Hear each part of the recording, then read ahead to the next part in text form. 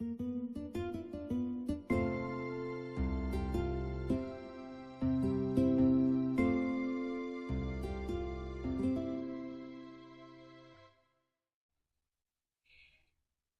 begin Tunisian crochet, you start off with a chain, and this will be the foundation row for patterns from Kim Guzman at MakeItCrochet.com.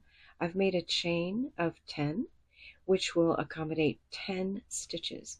Skip the first chain. I prefer to work into this back horizontal bar here. It just makes the lower part a nice edge. You don't have to work into this back horizontal bar.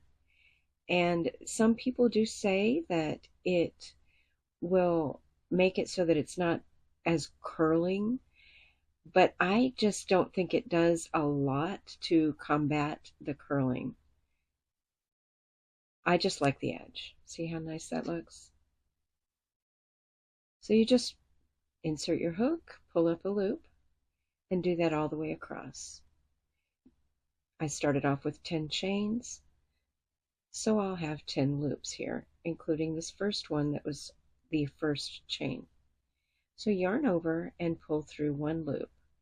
That is a chain. It closes the first stitch.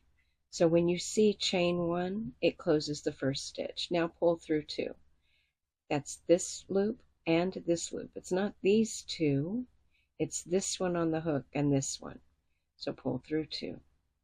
Now this is a foundation row that's typical for most Tunisian crochet patterns. Not all. There are some lace that is different.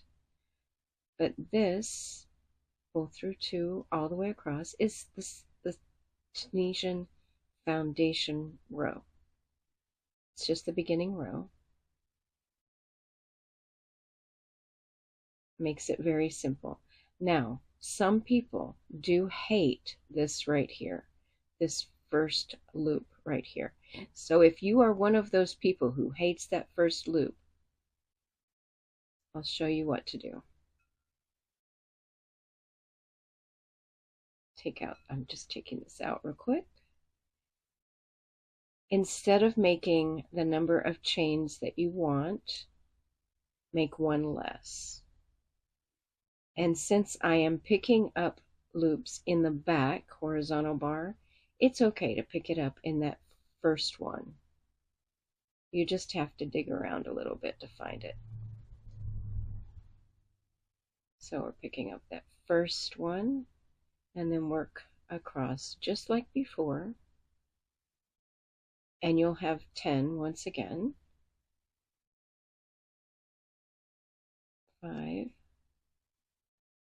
6, 7, 8, 9,